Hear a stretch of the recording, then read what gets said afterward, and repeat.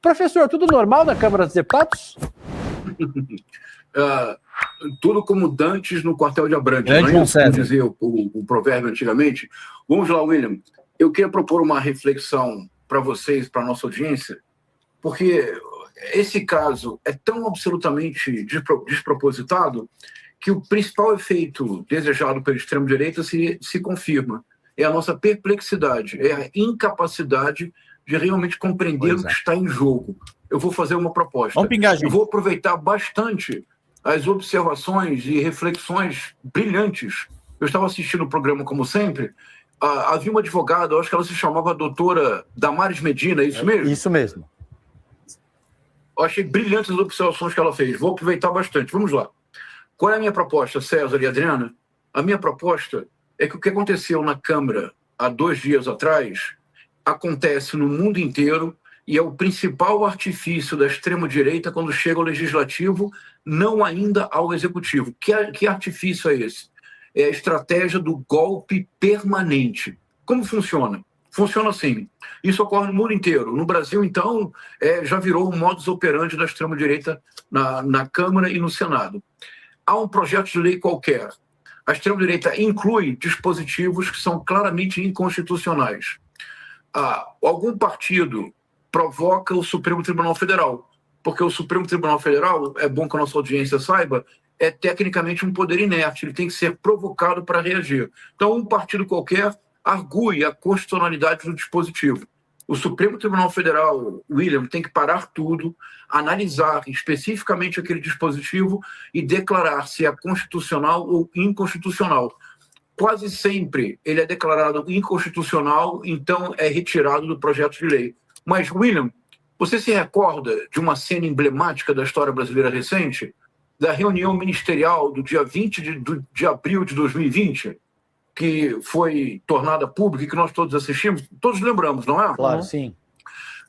O que o então ministro do Meio Ambiente, o Ricardo Salles, propôs é uma radiografia, um raio-x do que aconteceu há 2 dias atrás. Se vocês se lembrarem, ele disse que era preciso aproveitar que a imprensa estava muito ocupada com cadáveres.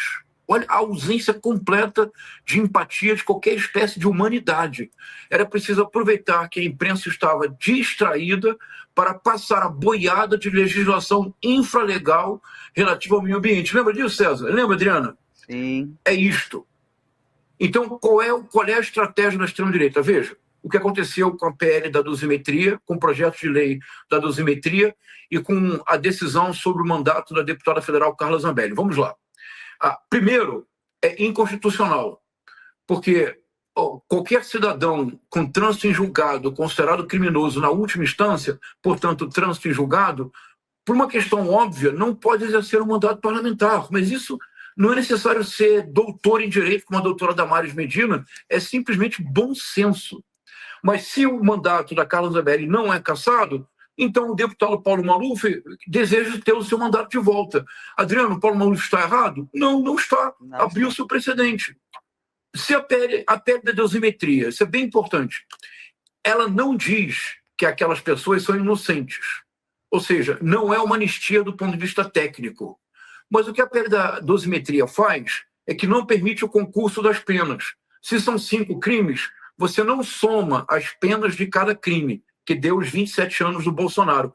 Você escolhe a pena mais grave e elimina as outras, César. César, se isso for adotado como jurisprudência, será um colapso do sistema judiciário brasileiro. Porque uma coisa muito importante que a audiência precisa saber é que a dosimetria ela nunca é automática em caso algum. Será necessário que o advogado de cada um dos réus, de cada um dos presos, volte ao Supremo Tribunal Federal e argua o Supremo Tribunal Federal para recalcular a dosimetria. Todos os presos da Papura terão que ter um julgamento especial para recalcular a dosimetria. O Bolsonaro não será automático. Se são 27 anos de prisão, não cai automaticamente para 3 anos. Cabe ao Supremo Tribunal Federal, como Corte Suprema Constitucional, interpretar o projeto de lei e propor uma nova dosimetria. Vocês percebem do que nós estamos falando? Nós estamos falando da instauração deliberada de um caos. É disto que se trata. Agora, se nós nos perguntarmos, William, mas por quê? E temos que fazer essa pergunta. Eu vou propor uma metáfora, baseada na minha recente viagem à China.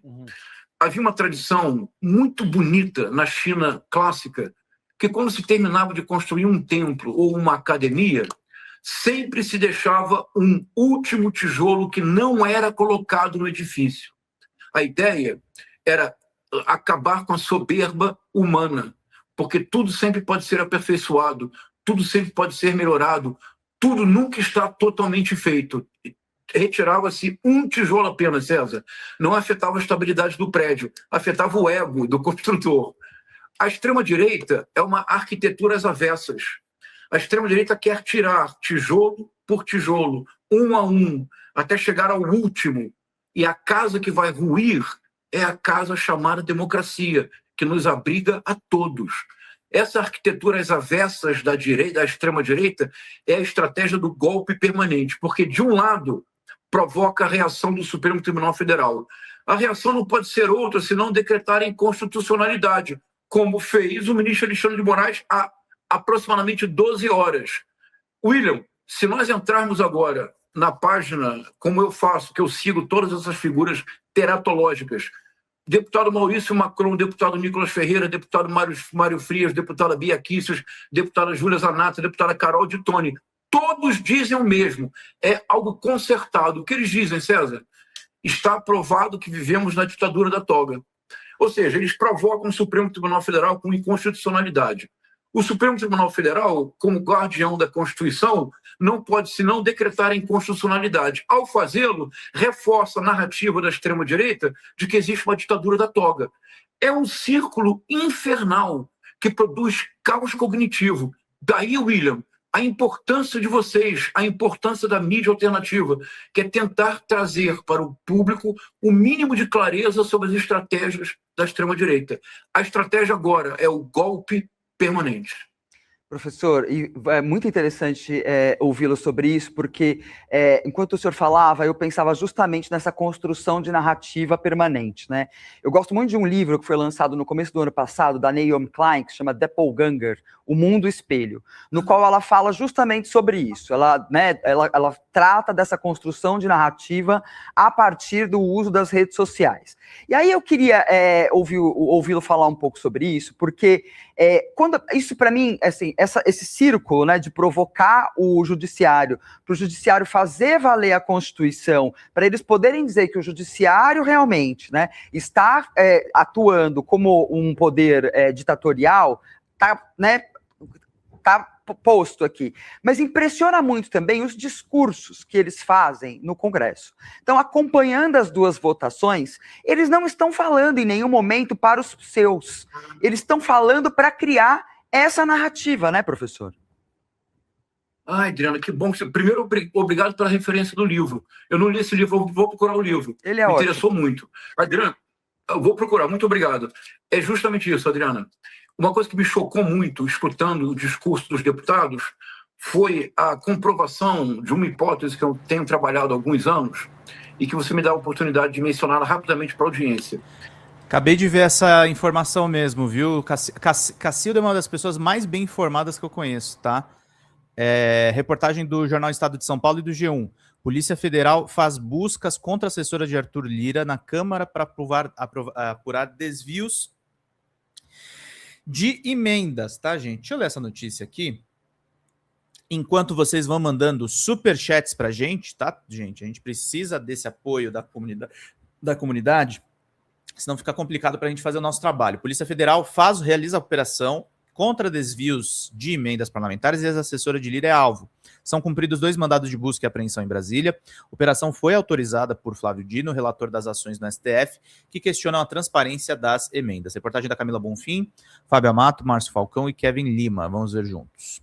A Polícia Federal realiza nesta sexta a Operação Transparência, com o objetivo de apurar as irregularidades na destinação de verbas públicas de emendas parlamentares. O blog apurou que o alvo é Mariângela Fialec, ex-assessora do deputado federal e ex-presidente da Câmara, Arthur Lira. O parlamentar não é alvo da operação. A operação foi autorizada pelo ministro Flávio Dino, do Supremo Tribunal Federal, e são cumpridos 2 mandados de busca e apreensão em Brasília.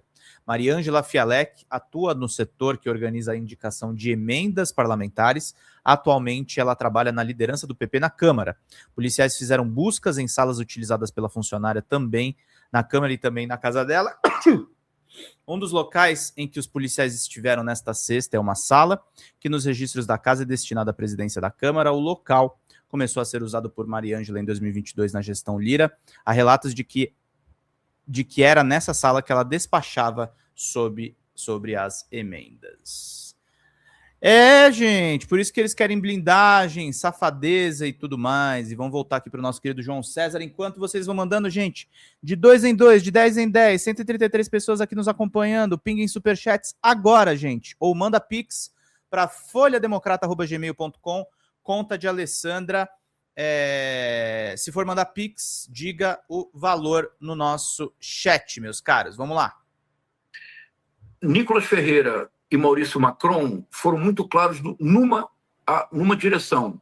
Eles disseram assim: não tenho nenhuma misericórdia de comunista, porque misericórdia de comunista hoje significa abrir a possibilidade deles aniquilarem você amanhã. Escuta isso, Adriano, sabe o que significa isso? É a retórica do ódio. Sabe como funciona? Bem rapidamente, funciona assim. São 3 passos. E é muito mais forte do que o discurso de ódio, que ninguém consegue definir ao certo do que seja, embora todos reconheçamos o discurso de ódio quando somos a ele expostos. Mas se nós não conseguirmos uma definição conceitual, que seja consenso de discurso de ódio, se não tem um conceito definido, não pode ter uma lei que puna a incidência do discurso de ódio. Se não tem lei prévia a uma ação, não pode haver crime. Se não há crime, vige a impunidade. A extrema-direita viceja na brecha da impunidade, é isto. Mas o que é a retórica do ódio que você está mencionando? Assim, olha, principia assim, pela ridicularização do outro, geralmente pela paródia do nome próprio, que é aquilo que nos é mais individual, mais intrínseco, o nosso nome, Adriana, César, William, João. Então fazem uma paródia do nosso nome para que nós sejamos tornados ridículos aos olhos do público. Com que finalidade? Olha, se todo mundo olha para mim, não pensa em mim, mas pensa na paródia do meu nome, e eu me torno ridículo, já não sou levado a sério. Segundo passo, estigmatização. Nós não somos mais vistos como pessoas complexas de múltiplas faces. Nós somos reduzidos de maneira monocromática a um tipo. Então, por exemplo, eu sou, para os queridos bolsonaristas, um esquerdopata paulo-freiriano doutrinador. Se é assim, se eu for reduzido a um tipo, se em lugar da minha complexidade eu sou apenas um paulo-freiriano, esquerdopata doutrinador, você pode ir para o 3º passo. O 3º passo, Adriana, é a desumanização do outro, que é tornado um nada. E por que isso ocorre? Porque se eu sou tornado nada, tudo que se faça contra mim, nada será. É o primeiro passo, é o passo definitivo antes de chegar à violência física, à agressão, ao genocídio. Não há genocídio na história da humanidade que não tenha passado por esses 3 passos. Ridicularização, estigmatização, desumanização. Ao escutar os discursos de Nicolas Ferreira e Maurício Macron, eu fiquei verdadeiramente chocado, porque nós já estamos lá. Quando o Nicolas Ferreira, deputado federal, se dá o direito de dizer, ele se diz cristão, Adriana, como é que um homem cristão pode dizer misericórdia alguma com estes comunistas? É preciso acabar com eles. Você percebe a gravidade disto? Está sendo dito no parlamento brasileiro. É justamente isso. Professor, queria aproveitar para lhe chamar, dizendo que eu estou muito chateado com o Lindener Pareto, o nosso diretor educacional aqui do Instituto Conhecimento Liberta, porque ele esperou eu fazer a primeira turma de pós-graduação do nosso Repensar o Brasil e colocou o senhor na segunda turma. Já disse para ele que exijo assistir suas aulas, ainda que como aluno ouvinte, espero já formado na primeira turma de pós-graduação, mas eu queria que o senhor falasse... o pedido. Muito bem, professor, muito obrigado, tenho a sua solidariedade. Queria que o senhor falasse um pouquinho sobre essa nova turma de pós-graduação e sobre o que a gente pode esperar desse Repensando o Brasil junto com o senhor nessa segunda turma de pós-graduação aqui do ICL. Ah, Lembrando que bom, William. que agora, no domingo, dia 14, às 8 horas da noite, a gente tem aí o lançamento da pós-graduação com a participação de grandes nomes da academia brasileira, incluindo o senhor. Muito obrigado, William. William, eu estou muito animado.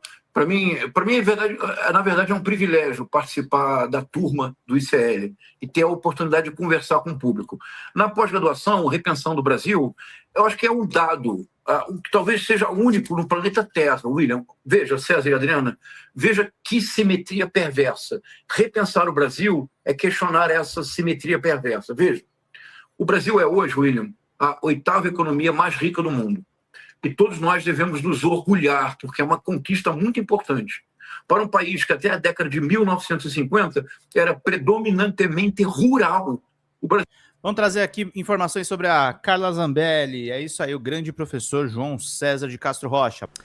Fala, galera da Folha TV, não se esquece de se inscrever aqui no nosso canal para assistir programas como Folha Notícias Manhã, Folha Notícias Noite, o nosso Folha Entrevista e o nosso Barzinho das Meninas. Muitas coisas bacanas a gente acompanha por aqui e a gente precisa muito, muito do apoio de vocês para nosso trabalho jornalístico, investigativo, de curadoria de conteúdo, com vocês ajudando no nosso Pix, folhademocrata@gmail.com, ou mandando superchats, valeu demais, e os recursos financeiros, tornando-se membro do nosso canal, no nosso curso de jornalismo básico, para você ficar muito bem informado a respeito de tudo. Queridos e queridas, muito obrigado pela presença de todos vocês. Vida longa e próspera. Cuidem-se, cuidem dos seus e não esquece de se inscrever aqui na Folha TV. Até mais!